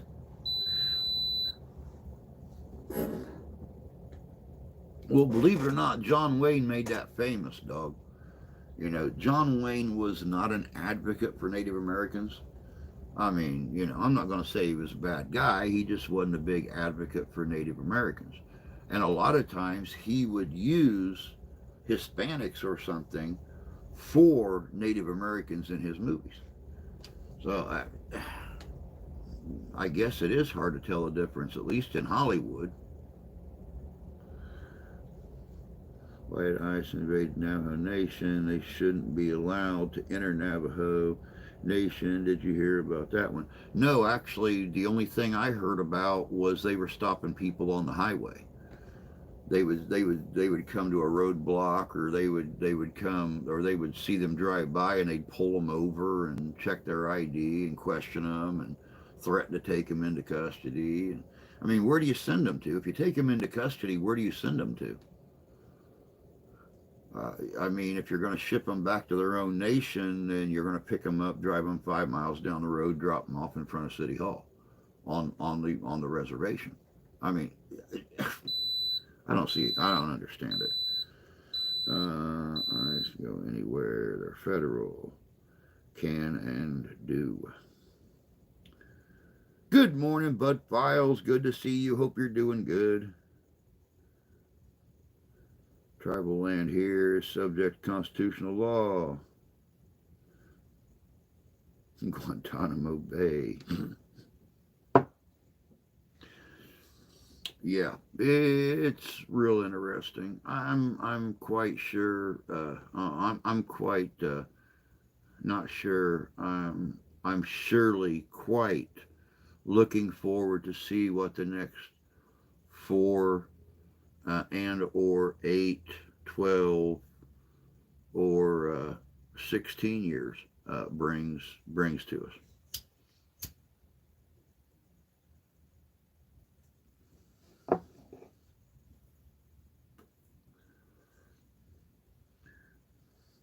I've said for years that if you want to get rid of racial discrimination, make everybody equal, including the American Indian. Uh, I can agree with that. I think everybody should be equal.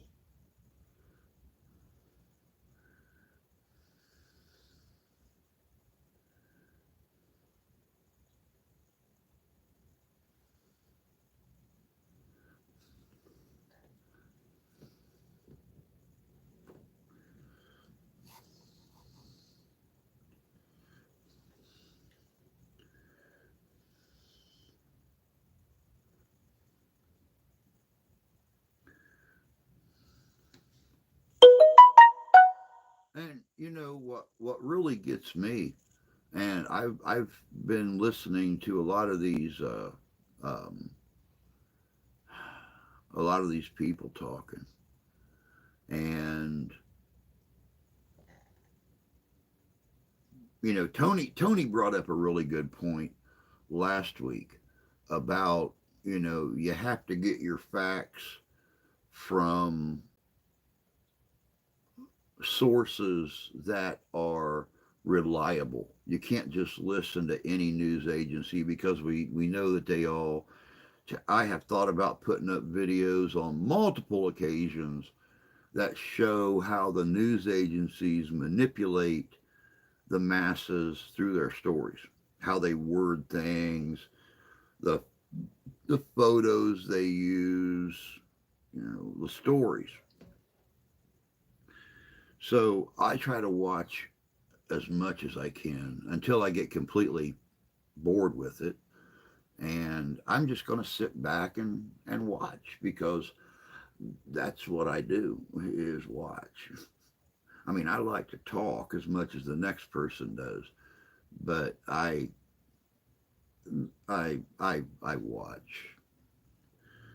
Doing all right. How are you? They are sending them there. I'm good, thank you. Yeah, the feds can go anywhere they want. Yep.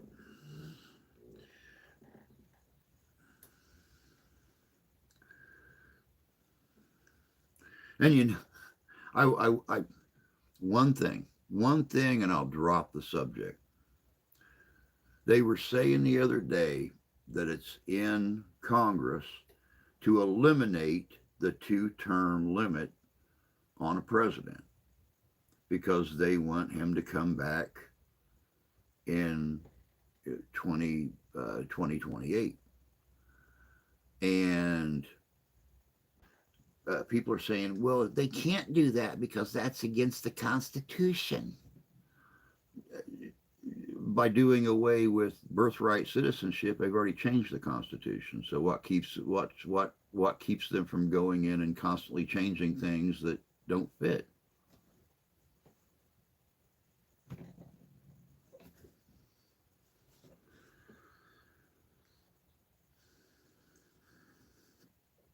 I would rather curl up with a good woman and look at news media. Florida Gators #1 fan. Welcome, welcome. Good morning, my friend. Well, the real Americans are the Native Americans, just saying. I agree. And it's not just because I have a drop left in me from 300 years ago when we had Native in our family, but, I'm saying it because you're right. I mean, you want to get rid of all the immigrants and stuff, everybody but the natives need to leave. um, well, the real Americans are Native Americans, just saying. Now you're talking, Tony. That's the best part of my day when I get home, getting there and cuddling up next to my beautiful wife. It's because she is a beautiful wife. There is a legit question on birthright citizenship concerning jurisdiction. I'm all for Trump, but he's doing some things that make me nervous.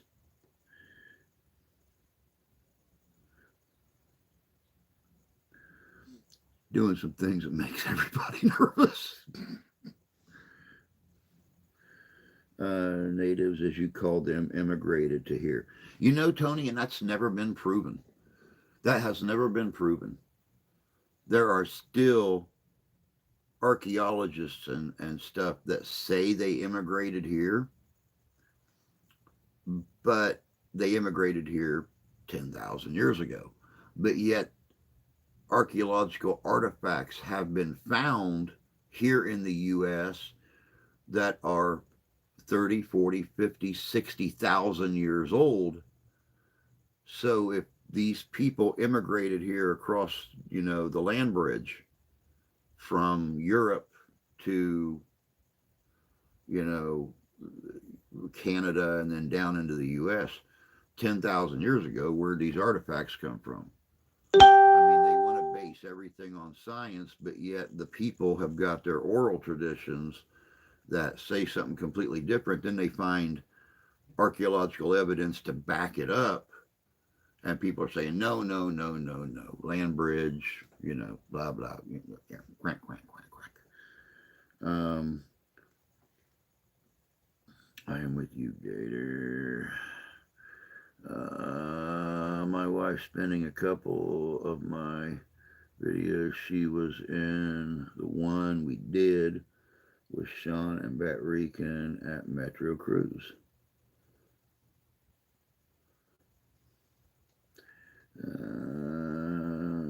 Natives came from Siberia and Asia, but it hasn't been proven. They say they are that old. Asia and Siberia. To back up the evolution theory, they have to have migrated here.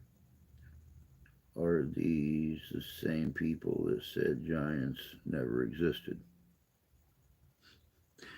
And once again, they have found archaeological evidence of giants existing, both in Europe and in Canada and North America.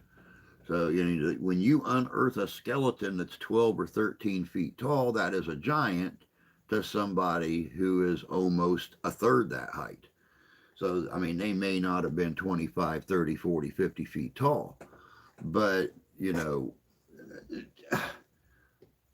I mean, if you go strictly on the religious aspect of it, the Bible talks about existence of giants. Native Americans have got oral stories that talk about giants. The Norse have got stories and pictographs and stuff that talk about giants. Africa, South America. So, I don't know.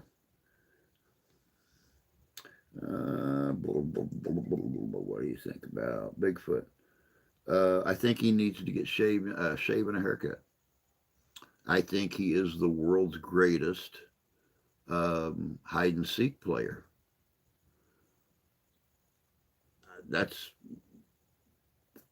I think he needs to wear some shoes so people can quit IDing his little feet prints as well as they do. I've never seen a Bigfoot, but I think they're real. Yeah, Tony the Nelfin. Um, Florida gator. I see big feet every day. Every time I look down and walk, I see them. My size is 14. You know what they say about guys with big feet? They leave big footprints in the mud. That's what they say. Can't imagine ever finding a Bigfoot skeleton. Sorry. $500 sightings include Teddy Roosevelt. 5,500 sightings including Teddy Roosevelt, Lewis and Clark. Yeah. Yep. Teddy Roosevelt, Lewis and Clark, Abraham Lincoln. All reported seeing wild men of the wood.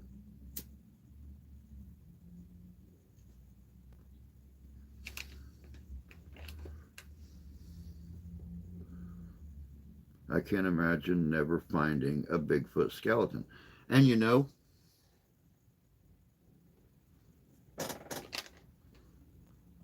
oh, what part of it? No wonder. You big dummy. If it wouldn't have been for an accidental discovery in Africa, they would have never found the Valley of the Elephants, where thousands and thousands and thousands of elephants have just gone to die. But an accidental discovery brought it to light.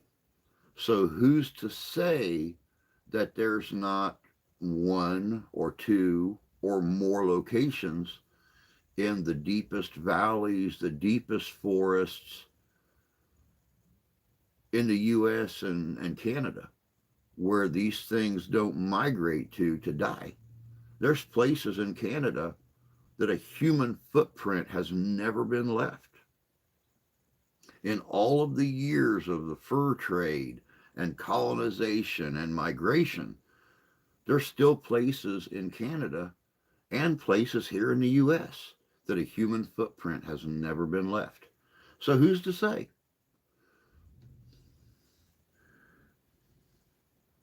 Daniel Boone, Davy Crockett said they, yeah, yep. Daniel, I just did a story last year on one of Daniel Boone's stories that he told about encountering a wild man of the wood. There has to be a certain number of specimens to have a breeding population. Accident or not, it was found. How about the dog man? Still reports every year. I was just talking about that earlier in the live stream. How I am still looking for a group of guys that have the cojones to go to Manistee State Forest here in Michigan, where dogman sightings and reports and Bigfoot sightings and reports always occur between the middle of September and the middle of November every single year. I've talked to people right here in Michigan that live on the outskirts of Manistee State Forest that swear on a stack of Bibles that they have seen things along the road, gone out to feed their animals at night, or to get something out of their vehicle, or to go to their barn and hear and see things in the woods around them. So, I mean, until they can disprove it, maybe that's where I'm different than the average person. You don't have to show me something to make me believe it. You have to show me something to make me not believe in it. They say 1,000 new species are discovered in the world, somewhere in the world, every single day. We've had physical evidence, we've had photographic evidence, we've had audio evidence, we've had video evidence. The only thing we've not got is a live capture. Prove to me it don't exist. Don't prove to me it does.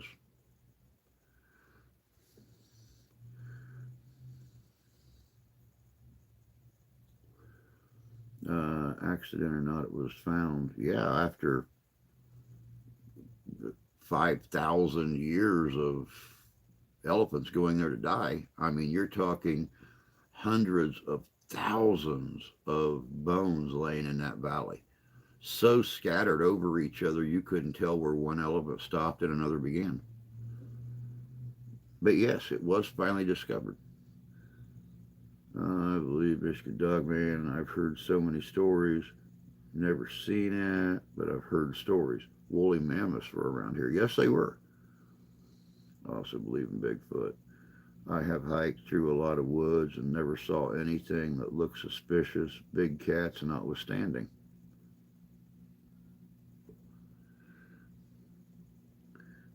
Manistee State Forest is massive. I've been to Manistee and can't believe how massive the forest is there. Oh, I know.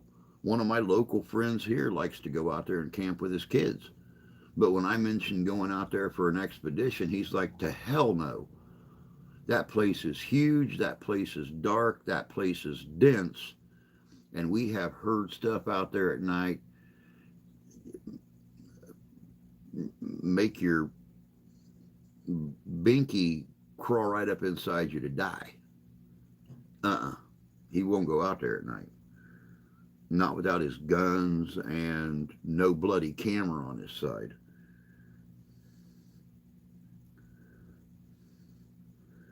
Somebody near my town said they seen Dogman near the property, heavily wooded area. We have black pumas running around here. I think the Dogman is evil. Yeah, they say there's a lot of Dogmen in Michigan. Dogman has also been spotted in Allegan area too. Yeah, I know, and I want to go back to Allegan so bad. We done that home investigation here a few years in Allegan. I would love to go back to Allegan. There are several haunted locations in Allegan I would love to investigate. There are the stories of the Dog Man. There's the Yellow Motel. There's the old World War II POW camp up there. There's a lot of stuff um, in the Allegan, Michigan area. That's, oh yeah, just a matter of finding the time. Finding the time and other people that have a ride and the time to go up and do it. But I could spend a month in Allegan just filming, doing overnight investigations.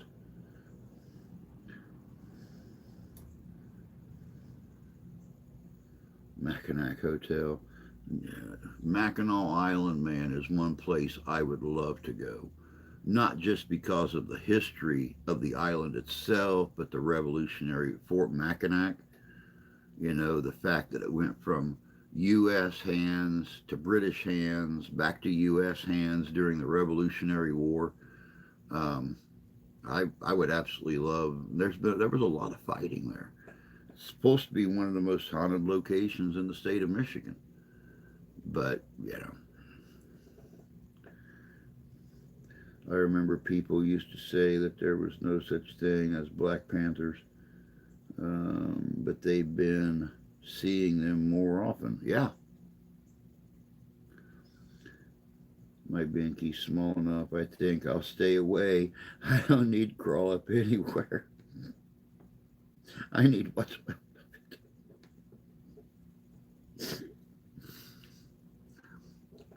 I'm going to call bullshit on that. I've seen your wife smile before. She got a big smile, but I'm going to call a big chunky healthy helping of BS on that story. But all right, guys and gals, it is that time. I have got to get working in this room. My path is slowly starting to close in. I got to turn sideways to get over here between the green screen and my desk now. I haven't seen a big cat, but I did see tracks of some kind of cat much larger than a bobcat. It's because changes the batteries. I have investigated most of those places, Drew, including the old Allegan jail. Yeah, I'd like to go up the Allegan jail. When we went up and done that house investigation here a few years ago for those folks and got severely screwed over on that deal, um, we had a chance to kind of walk around town during daylight and look at things. And, you know, we've seen a lot of places that we had heard of before, but we've not had the chance to go back up again. So hopefully, you know, this year we could start hitting some of these locations again. Um, Sharpshooter Mark is in a new job now, working in law enforcement corrections. He's not working at the casino anymore. So hopefully, with him having weekends free, it'll free up some time for us to be able to go out and do some of these locations. So we'll just have to see what happens with that. Um, Florida Panther, yeah, yeah. Take care, folks. Have a great day. Bye, all. Big cats are scary. Yes, they are. You are correct about that. There are cougar sightings, a few panther, but I haven't seen such. We supposedly have them right here in southwest Michigan. They're not supposed to be. You know, they're supposed to be 7,500 miles north of here. But you know, and that's just where their habitat begins is 7,500 miles north, going all the way up into the UP in Canada. But people have seen them down here. There have been people here just directly east of town that have seen that swear to God they've seen down moose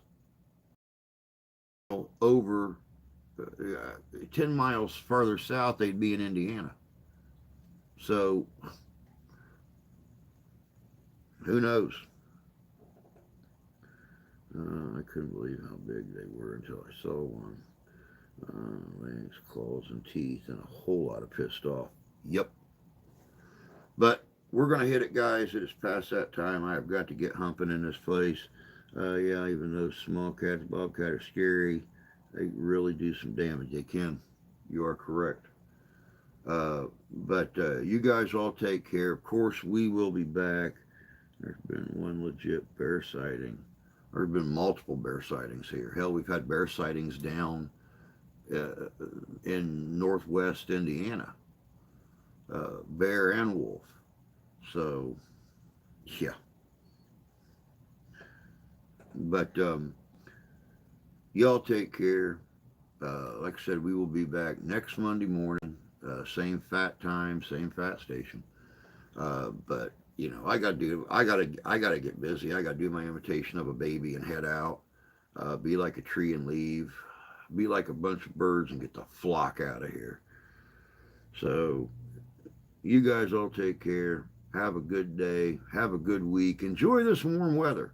So I'm telling you, it ain't gonna last. This is one year that me and that gopher agree with each other. But y'all take care. Have a good day. And we will catch y'all next Monday morning, 8 o'clock a.m. Eastern Standard Time. But until then, take care of yourselves. Take care of each other. God bless you. God love you. We do. And we'll see you out there. Peace out.